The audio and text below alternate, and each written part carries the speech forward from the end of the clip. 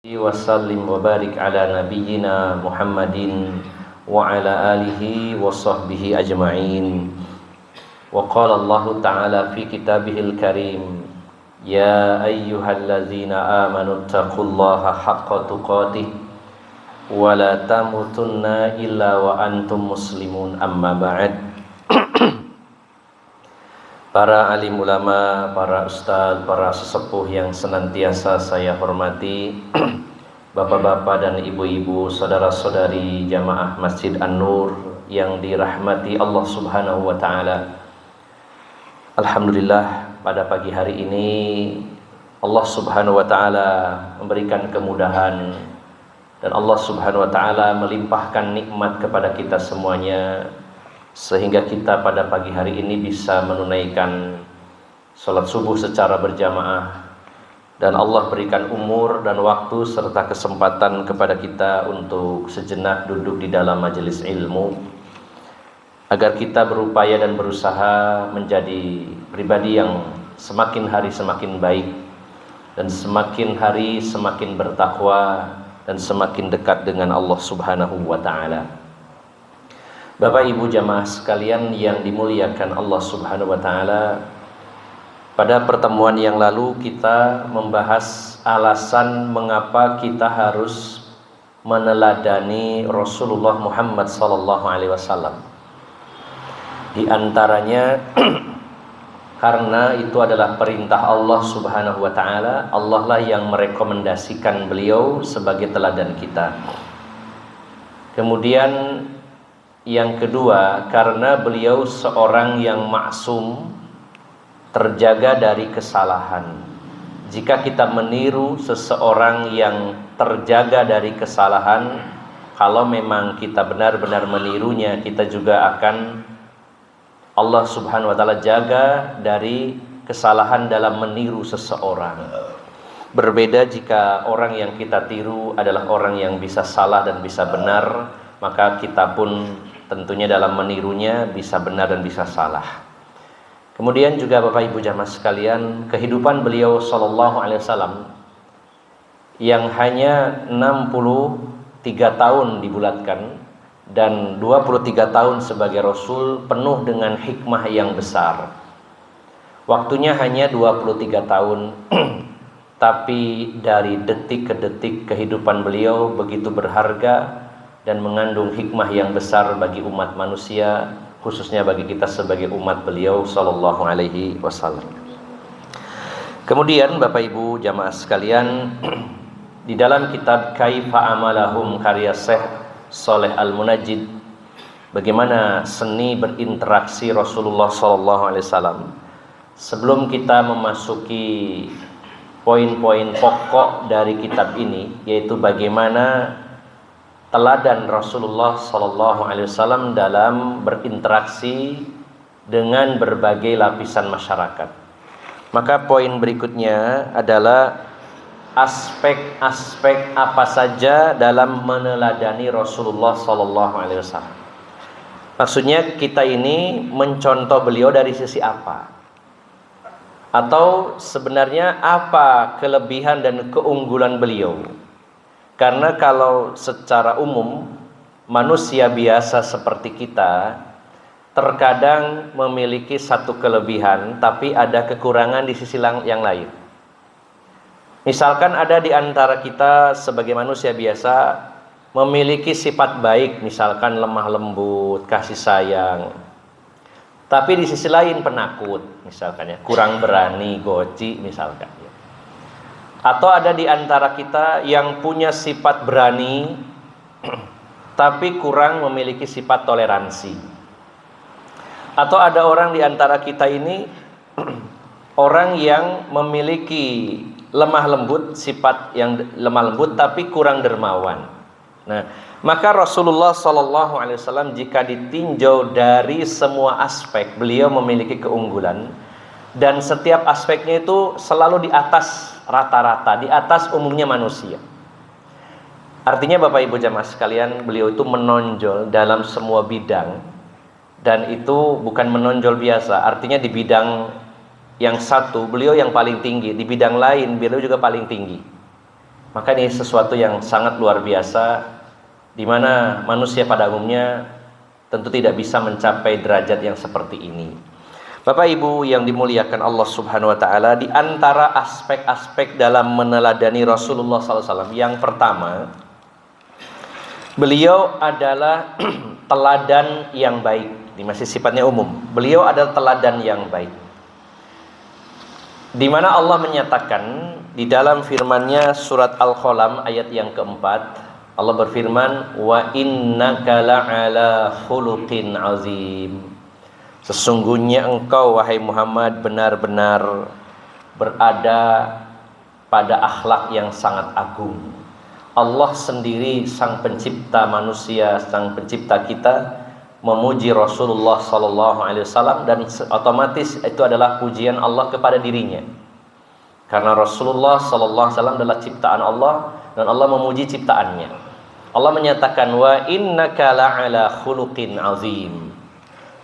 Dan sesungguhnya engkau benar-benar berada di atas akhlak yang agung wahai Rasulullah.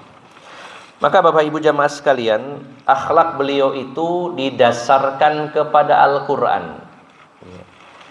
Beliau senang dengan apa yang dikatakan baik di dalam Al-Quran, dan beliau tidak senang dengan apa yang dikatakan tidak baik di dalam Al-Quran.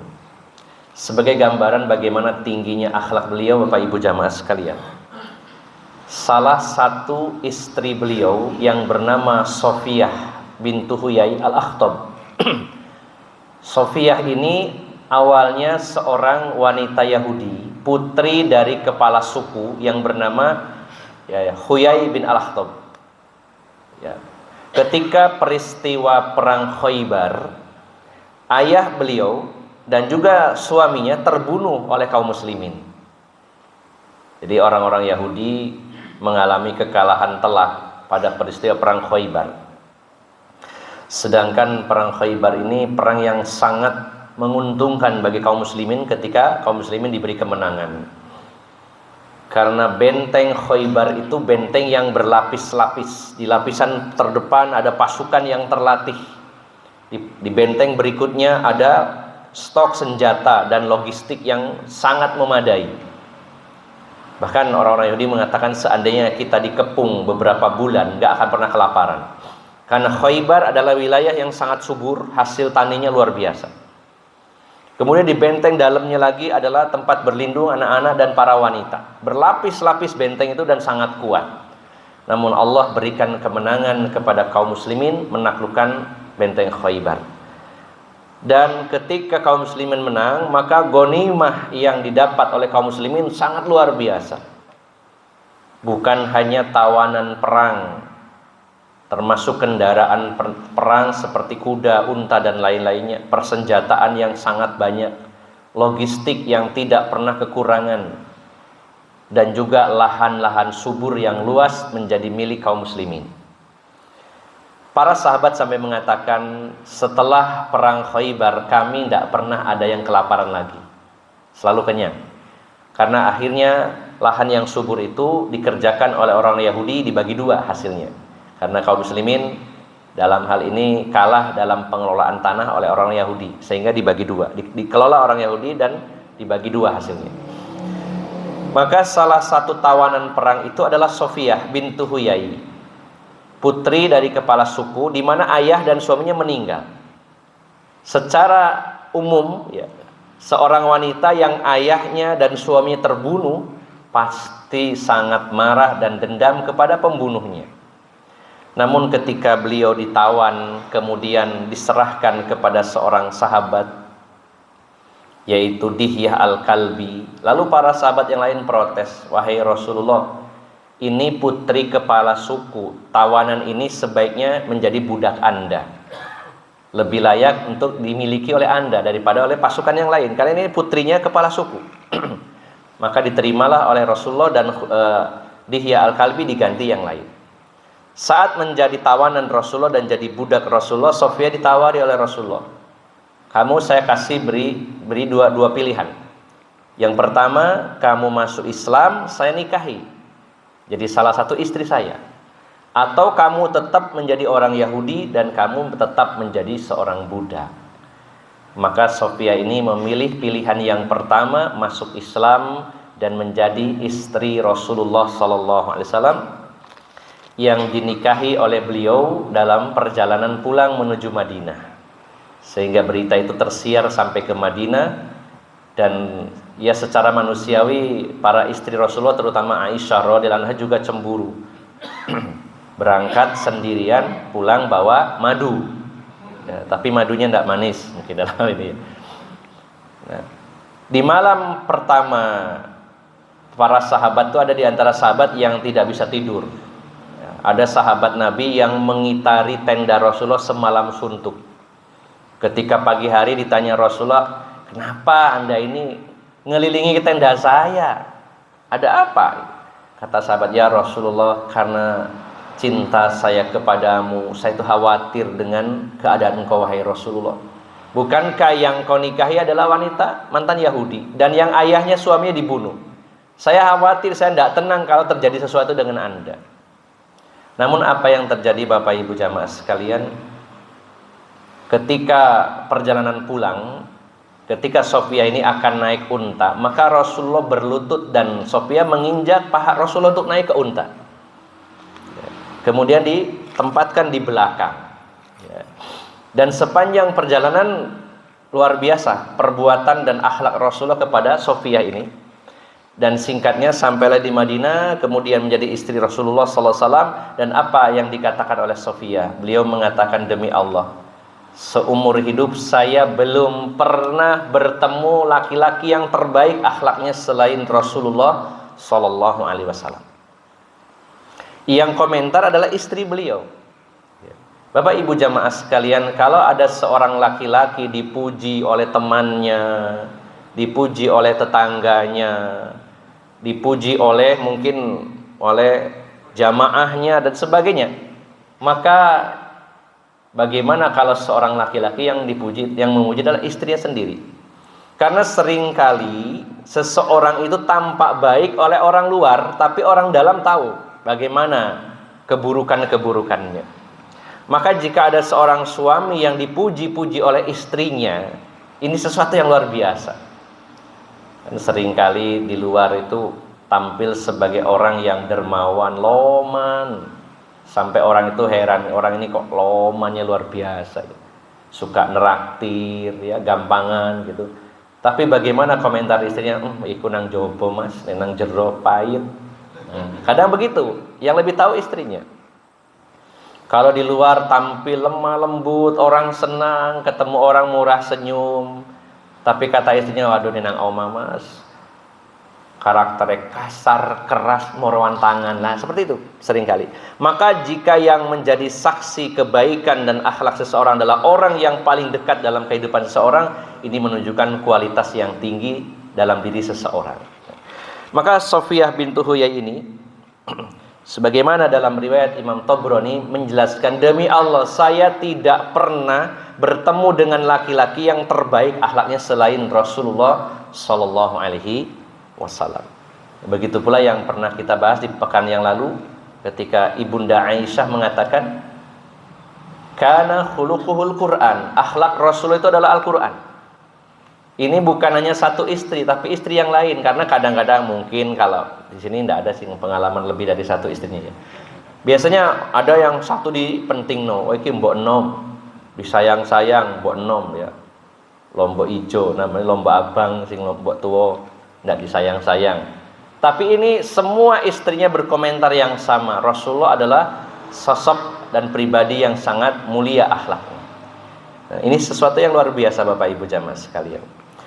Jadi yang pertama aspek yang kita perhatikan adalah beliau adalah teladan yang baik, akhlaknya sangat tinggi. Allah sendiri yang memuji, Allah yang memuji, dan juga istri-istri beliau Sallallahu Alaihi Wasallam. Ini yang pertama. Aspek yang kedua, beliau adalah orang yang sangat toleran, ya, sangat besar toleransinya. Beliau terbiasa menilai orang itu tidak digebiah uyah, dianggap sama, tergantung orang ini seperti apa. Ya.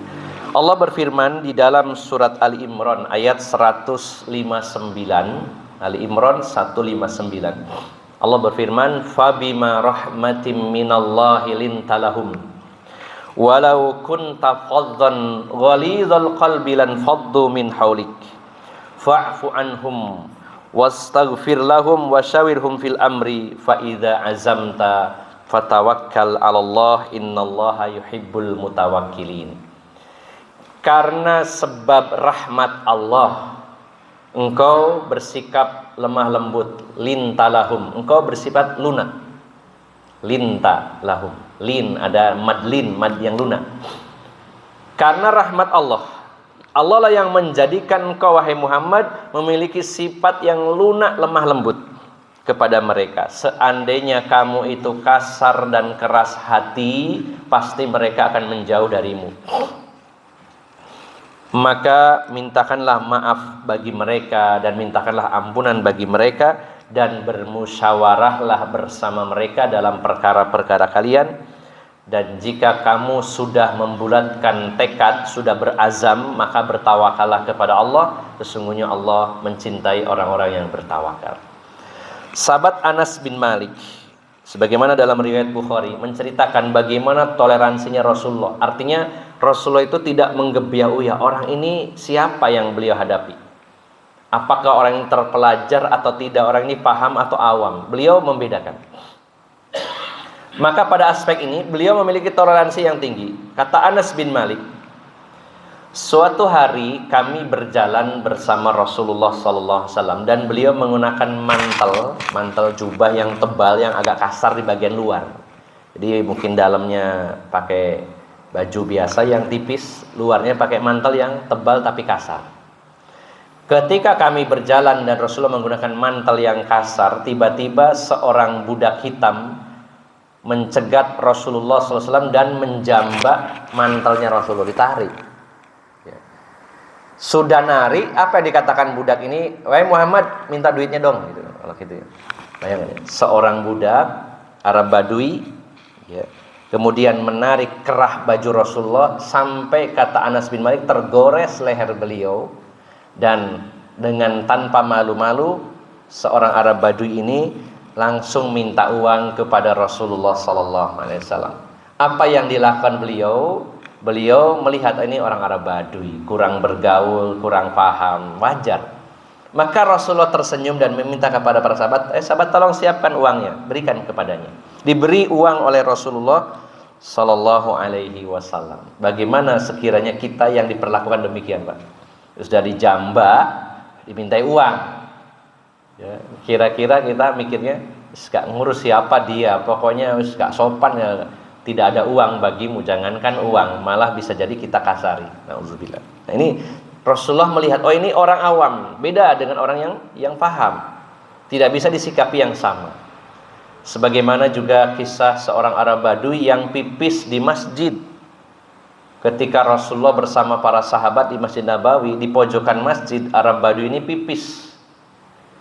Kita membayangkannya orang pipisnya di dalam masjid, Pak. Bukan di toiletnya atau di kamar mandi, di dalam masjid. Para sahabat sebagai manusia biasa berdiri meminta izinnya, Rasulullah, saya pukuli orang ini. Wah, luar biasa, ini masjid dibuat pipis ini. Apa sabda Rasulullah? Da'uhu, biarkan dia. Nanti kalau selesai kalian ambil air 1 ember, siram. Ya, bayangkan ya, sudah marah para sahabat itu disuruh nyiram juga dan disuruh biarkan. Dan ketika Arab Badui ini menghampiri Rasulullah SAW dan lihat para sahabat sudah marah wajahnya ya, dan air pipisnya disiram oleh para sahabat, maka Arab Badui ini mengatakan, Allahumma arham Muhammadan wala tarhamhum. Ya Allah, berikanlah rahmat kepada Nabi Muhammad dan jangan beri rahmat kepada para sahabatnya. Sudah getem-getem pengen mukul, sudah disuruh nyiram pipisnya, didoakan jelek lagi. Maka yang dihadapi Rasulullah adalah orang yang tidak paham. Maka Rasulullah memberikan toleransi yang lebih daripada orang yang lain. Ini contoh aspek dari sisi toleransi Rasulullah Sallallahu Alaihi Wasallam. Bapak Ibu jamaah sekalian yang dimuliakan Allah Subhanahu Wa Taala. Kemudian Rasulullah Sallallahu Alaihi Wasallam itu teladan juga dalam aspek kerendahan hati. Beliau adalah orang yang sangat tawadhu. Allah berfirman memerintahkan Nabi sallallahu alaihi wasallam dalam surat Asy-Syu'ara ayat 215. Asy-Syu'ara ayat 215 Allah berfirman, "Wakhfid janahaka limanittaba'aka minal mu'minin." Rendahkan dirimu terhadap orang-orang yang mengikutimu, yaitu orang-orang yang beriman. Rendah hati berbeda dengan rendah diri. Kalau rendah diri itu minder, tidak percaya diri. Tapi rendah hati itu adalah hati ya, yang tidak menyombongkan diri, tidak merasa diri hebat. Nah, maka Bapak Ibu jamaah sekalian, ketika Rasulullah diperintahkan di dalam Al-Quran, "Wakhfid janahaka limanittaba'aka minal mu'minin." Rendahkan pundakmu kepada orang-orang yang mengikutimu wahai Muhammad, yaitu orang-orang beriman. Maka Rasulullah menunjukkan performa kerendahan hati yang luar biasa. Di antaranya Bapak Ibu jamaah sekalian, beliau ini sering kali ya, memperbaiki sandal beliau yang putus. Seorang nabi akhir zaman, seorang pemimpin masih sempat memperbaiki sandalnya sendiri. Dan juga beliau biasa memeras susu domba beliau, kambing beliau diperas sendiri. Kemudian juga Rasulullah SAW itu juga sering menambal atau menjahit pakaian beliau yang lobang, yang sobek. Dan juga beliau itu sangat suka bergaul dengan janda-janda miskin, dengan anak-anak yatim dan orang-orang yang fakir miskin. Ini sebuah contoh dari beliau tentang kerendahan hati. Seorang nabi, seorang pemimpin masih sempat jahit baju, memperbaiki sandalnya. Jadi Bapak Ibu jamaah sekalian, kadang kita kalau merasa sudah banyak duit, sudah kaya, sudah merasa jadi orang terkenal, dihormati, ya, inginnya apa-apa nyuruh orang, ya, dikit-dikit nyuruh orang, dikit-dikit nyuruh orang. Teladan Rasulullah SAW, beliau selama beliau ada kesempatan, beliau mampu melakukannya, beliau kerjakan sendiri. Jadi Bapak Ibu jamaah sekalian, kita sebagai pengikut setia beliau SAW harus multi skill, ya, punya multi talenta, apa-apa bisa kita kerjakan sendiri. Kalau memang ada waktu dan juga tidak ada penghalang, tidak ada uzur. Ya. Apa saja pekerjaan di rumah, bapak-bapak punya kesempatan. Ini adalah contoh dari beliau. Beliau juga memeras susu, beliau kadang membuat adonan sendiri, beliau juga menambal baju dan sebagainya. Ini adalah teladan tentang sifat rendah hatinya Rasulullah Sallallahu Alaihi Wasallam. Berikutnya aspek tentang keberanian. Seringkali orang berpikir bahwa wah, Rasulullah itu kan orangnya lemah lembut.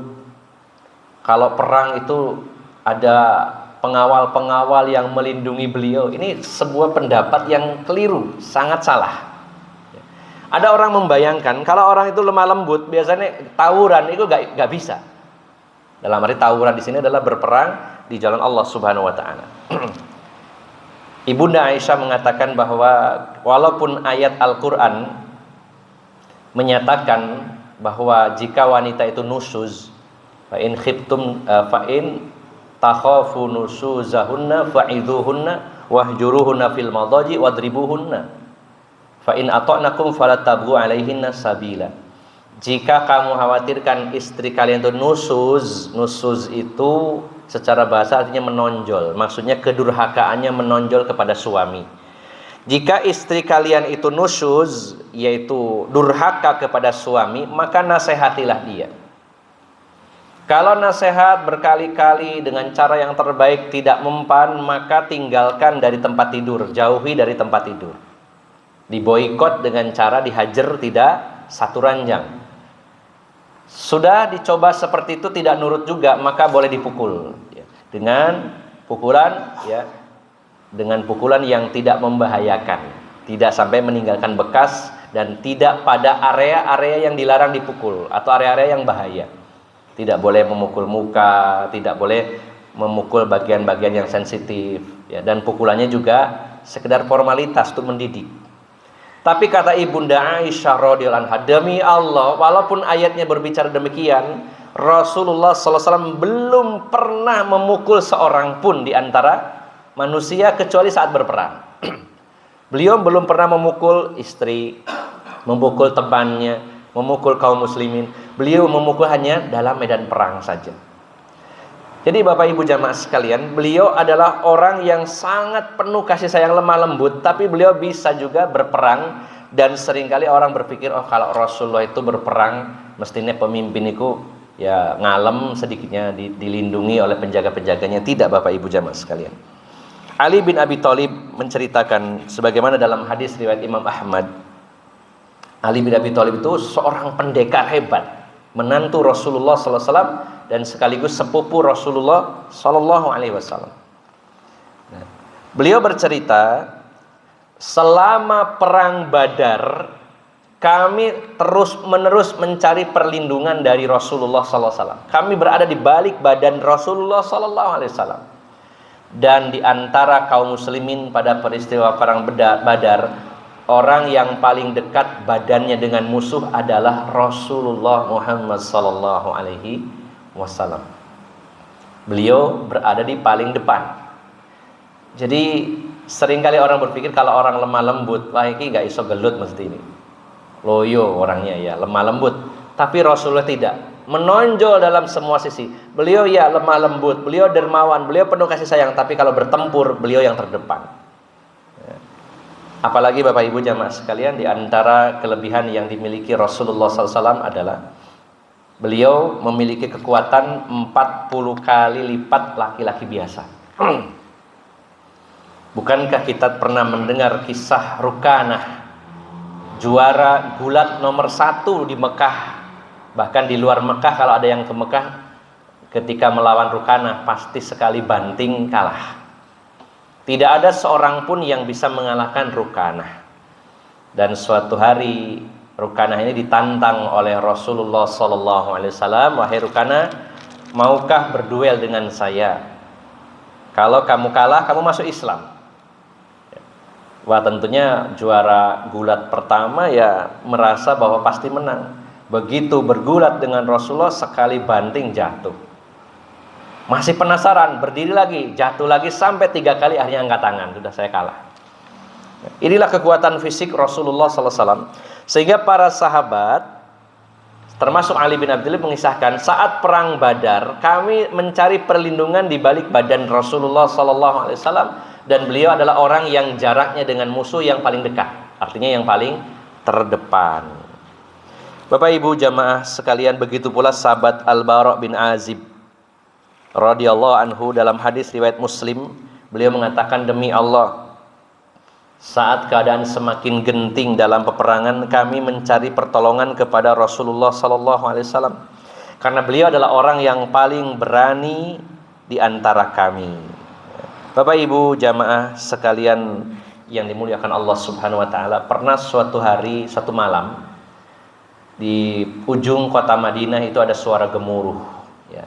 Ada sebagian orang berpendapat, sebagian ulama berpendapat bahwa itu gemuruhnya adalah gempa bumi. Ada yang berpendapat lagi itu sekelompok orang perampok yang ada di ujung kota Madinah. Nah, ketika ada suara gemuruh di malam hari, para sahabat sudah tertidur, maka mendengar suara gemuruh itu semuanya bangun, keluar rumah, dan semuanya akan menuju ke tempat sumber suara itu. Namun sebelum mereka beranjak, dari kejauhan terlihat Rasulullah sallallahu alaihi wasallam sedang menunggangi kuda Abu Thalhah, dan kudanya itu tidak tanpa pelana, di mana ada pedang yang dikalungkan di punggung Rasulullah sallallahu alaihi wasallam. Jadi para sahabat baru terbangun, baru siap-siap, Rasulullah sudah kembali. Artinya Rasulullah lebih duluan. Dan beliau mengatakan, wahai para sahabat, sudah aman, sudah tidak ada apa-apa, sudah saya cek ke sana. Dan demi Allah, ini kudanya Abu Thalhah ini bagaikan gelombang tsunami, bagaikan gelombang laut yang besar, saking hebatnya ya. Dinaikin tanpa pelana itu tidak mudah Bapak Ibu jamaah sekalian. Nah, maka ini teladan Rasulullah SAW dalam keberanian, dan begitu pula dalam medan-medan yang lainnya, termasuk dalam peristiwa perang Hunain melawan suku Hawazin. Ketika kaum muslimin merasa bangga dengan jumlah mereka, yaitu jumlahnya 12.000 pasukan.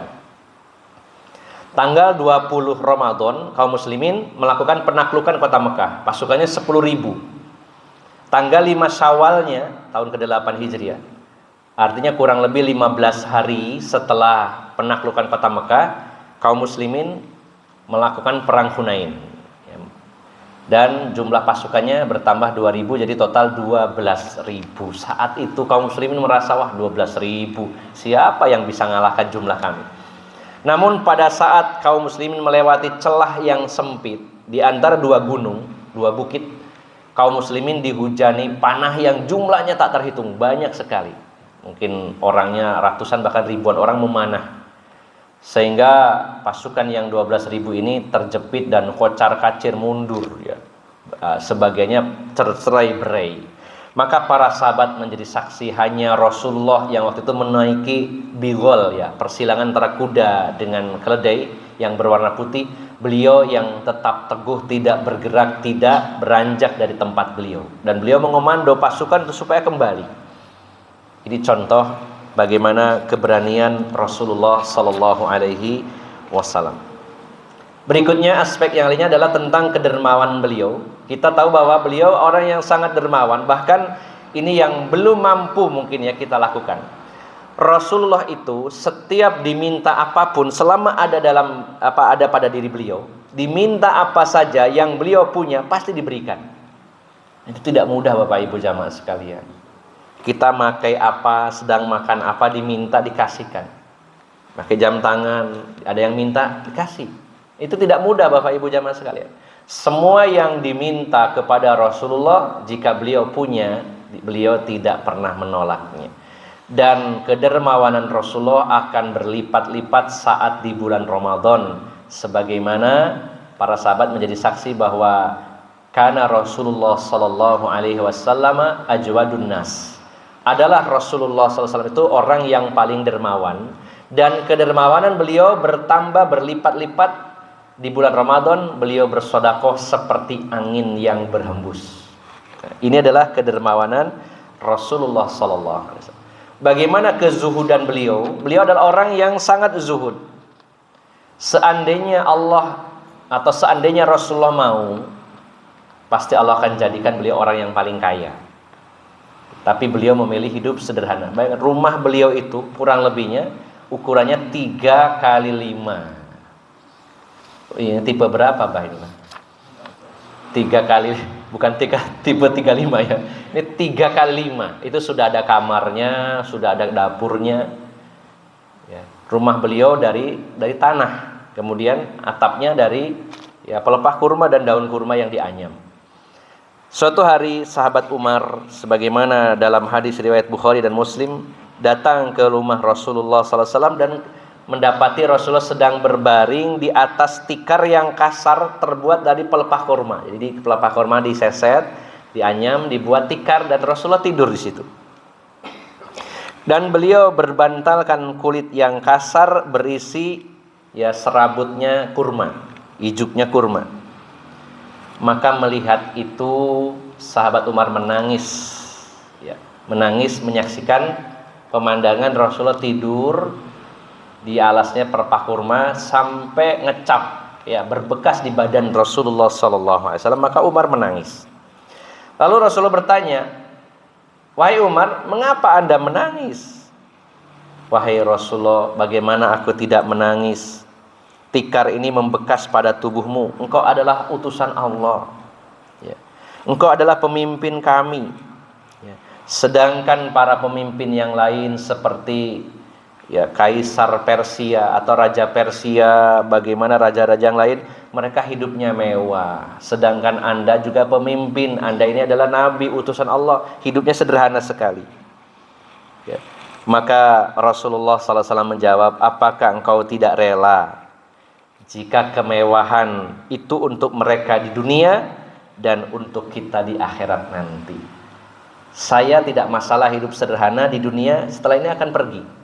Dan saya mengharapkan kemewahan di akhirat. Apakah engkau rela seperti mereka? Mereka mendapatkan kemewahan di sini, tapi tidak mendapatkan kemewahan di sana. Saya lebih memilih kemewahan yang abadi di dalam surganya Allah Subhanahu wa Ta'ala."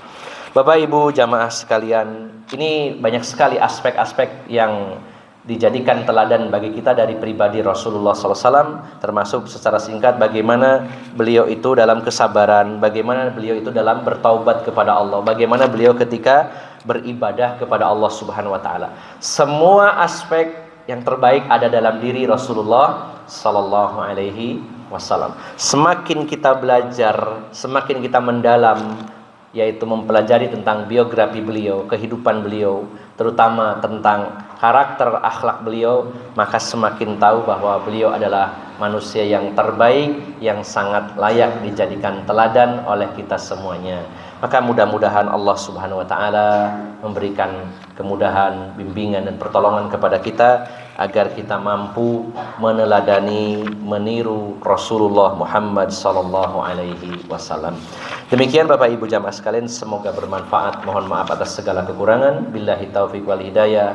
Wassalamualaikum warahmatullahi wabarakatuh.